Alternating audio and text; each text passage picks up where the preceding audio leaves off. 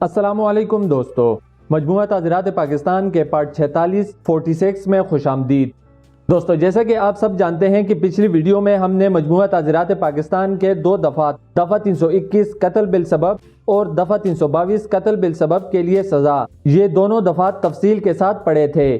یعنی کہ مجموعہ تعزیرات پاکستان کے دفعہ 321 میں ہمیں قتل بالسبب کے بارے میں بتایا گیا تھا کہ قتل بالسبب سے کیا مراد ہے، جبکہ مجموعہ تعزیرات پاکستان کے دفعہ 322 میں قتل بالسبب کے لیے سزا کا ذکر کیا گیا ہے، یعنی کہ جب کوئی شخص قتل بالسبب کا ارتکاب کرتا ہے تو اس کو کس طرح کی سزائیں دی جا سکتی ہیں۔ جبکہ آج کی ویڈیو میں ہم مزید آگے بڑھتے ہوئے مجموعہ تعزیرات پاکستان کے دو دفعات دفعہ 323 دیت کی مالیت اور دفعہ 324 اقدام قتل عمد، یہ دونوں دفعات پڑھیں گے۔ دوستو، ویڈیو شروع کرنے سے پہلے آپ سب سے گزارش ہے کہ اور جانو یوٹیوب چینل کو لازمی سبسکرائب کریں اور کمنٹ سیکشن میں ویڈیو کے حوالے سے اپنی رائے کا اظہار لازمی کریں۔ تو چلیں ویڈیو شروع کرتے ہیں۔ دفعہ 323 دیت کی مالیت، یعنی کہ اس دفعہ میں ہمیں دیت کی مالیت کے حوالے سے بتایا جائے گا کہ دیت کی مالیت کتنی ہے۔ مجموعہ تعزیرات پاکستان کے دفعہ 299 میں ہم نے دیت کی تعریف پڑھی تھی، جبکہ اس دفعہ میں ہمیں دیت کی مالیت کے بارے میں بتایا جائے گا۔ اس میں ہمیں دو ضمن دیے گئے ہیں۔ ضمن ایک کے مطابق عدالت کو لازم ہے کہ قرآن مجید اور سنت نبوی صلی اللہ علیہ وسلم میں مندرجہ احکام اسلام کے تابع اور مجرم اور زر رسیدہ کے ورثاء کی مالی حیثیت کو ملحوظ رکھ کر دیت کی مالیت جو کہ 30,630 گرام چاندی کی قیمت سے کم نہ ہوگی۔ یعنی کہ یہاں پر ہمیں بتایا گیا ہے کہ دیت کی مالیت جو ہے وہ 30,630 گرام چاندی ہے، اور عدالت کو اس چیز کو مد نظر رکھنا ہوگا کہ دیت کی مالیت قرآن اور سنت نبوی صلی اللہ علیہ وسلم کے مطابق ہو، اور یا پھر اس کے علاوہ مجرم اور زر رسیدہ کے ورثاء کی مالی حیثیت کو دیکھتے ہوئے عدالت دیت کا تعین کر سکتی ہے، لیکن اس کی کم سے کم مقدار 30,630 گرام چاندی ہے۔ اس سے زیادہ کسی بھی مقدار کا عدالت تعین کر سکتی ہے۔ ضمن نمبر 2 میں ہمیں بتایا گیا ہے کہ تختی دفعہ 1 کی اغراض کے لیے وفاقی گورنمنٹ ہر ایک سال 1 جولائی یا کسی اور تاریخ کو جو وہ موضوع خیال کریں سرکاری گزٹ میں اشتہار شائع کر کے چاندی کی قیمت مقرر کیا کرے گی۔ یہ وہ قیمت ہوگی جو پورے مالی سال کے دوران واجب الادا ہوگی۔ یعنی کہ اس ضمن میں ہمیں بتایا گیا ہے کہ وفاقی حکومت جو کہ عموماً 1 جولائی کو قیمتوں کا تعین کرتی ہے، اور یا پھر اس کے علاوہ کوئی اور تاریخ ہو جس میں وفاقی حکومت سرکاری گزٹ میں اشتہار کے ذریعے سے چاندی کی قیمت کا تعین کرتی ہے، اور وہ قیمت پورے سال کے لیے جاری رہے گی۔ تو دوستو، مجموعہ تعزیرات پاکستان کا دفعہ 323 یہاں پر ختم ہو گیا۔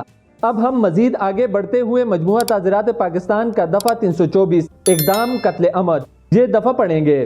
یعنی کہ اس دفعہ میں ہمیں بتایا گیا ہے کہ جب کوئی شخص کسی شخص کو مارنے کا اقدام کرتا ہے تو اس کو کس قسم کی سزائیں دی جائیں گی۔ جو کوئی شخص کوئی فعل اس نیت یا علم کے ساتھ اور ایسے حالات میں کرے کہ اگر وہ اس فعل کے ذریعے قتل وقوع میں لاتا تو قتل عمد کا مجرم ہوتا، تو اسے دونوں قسموں میں سے کسی قسم کی قید کی سزا دی جائے گی، جس کی میعاد 10 سال تک ہو سکتی ہے، لیکن 5 سال سے کم نہیں ہوگی۔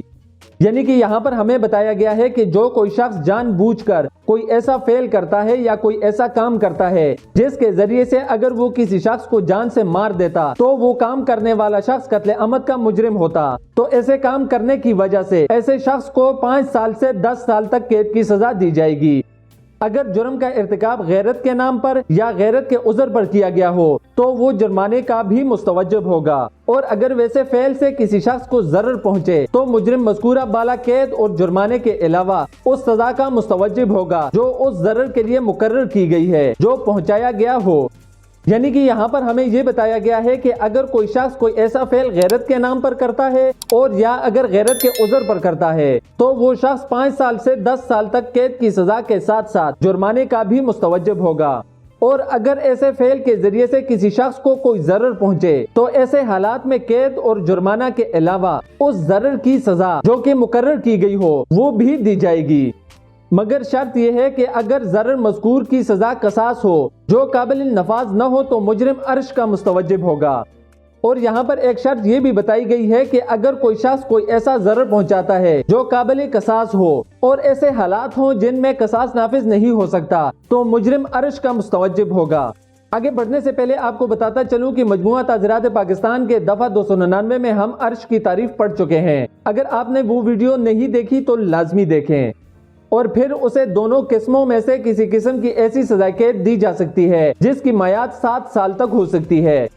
अब मजमुआ ताज़ीरात पाकिस्तान के दफा 324 इक़दाम कत्ल अमद का ज़ाब्ता देखते हैं कि जब कोई शख्स इक़दाम कत्ल का इर्तिकाब करता है तो उसके खिलाफ कायम होने वाले मुकदमा की समाअत का क्या तरीक़ाकार होगा। काबिल दस्तंदाजी, ये एक काबिल दस्तंदाजी जुर्म है। इसमें पुलिस को वारंट गिरफ्तारी हासिल करना जरूरी नहीं है। पुलिस को जैसे ही जुर्म की इत्तला मिलेगी तो पुलिस फौरी तौर पर कार्रवाई करते हुए उस शख्स को गिरफ्तार कर सकती है। वारंट, मुकदमा में तलबी के हवाले से वारंट जारी किए जाएंगे। नाकाबिल जमानत, ये एक नाकाबिल जमानत जुर्म है, इसमें जमानत नहीं हो सकती। काबिल राजीनामा, इस दफा के तहत कायम होने वाले मुकदमा में फरीकैन आपस में राजीनामा कर सकते हैं। अदालत सेशन, इस मुकदमा की समाअत का अख्तियार अदालत सेशन यानी सेशन जज को हासिल है। तो दोस्तों, मजमुआ ताज़ीरात पाकिस्तान का दफा 324 भी यहाँ पर खत्म हो गया। आज की वीडियो की मुख्तसर सी समरी करें तो आज की वीडियो में हमने मजमुआ ताज़ीरात पाकिस्तान के 2 दफात पढ़े। दफा 323 दियत की मालियत और दफा 324 इक़दाम कत्ल अमद। दफा 323 में हमें दियत की मालियत के बारे में बताया गया है जिसकी कम से कम मिकदार 30,630 ग्राम चांदी या उसकी कीमत है, जबकि दफा 324 में हमें बताया गया कि जब कोई शख्स इक़दाम कत्ल अमद का मुर्तकिब होता है तो उसको 5 साल से 10 साल तक कैद की सजा दी जाएगी और अगर वो किसी शख्स को इस दौरान जरर पहुंचाता है तो उसकी सजा उसके अलावा है और इसके साथ साथ मुजरिम को 7 साल तक कैद की सजा भी दी जा सकती है। तो दोस्तों, ये थी आज की हमारी वीडियो। उम्मीद करता हूँ कि आपको पसंद आई होगी। अल्लाह हाफिज।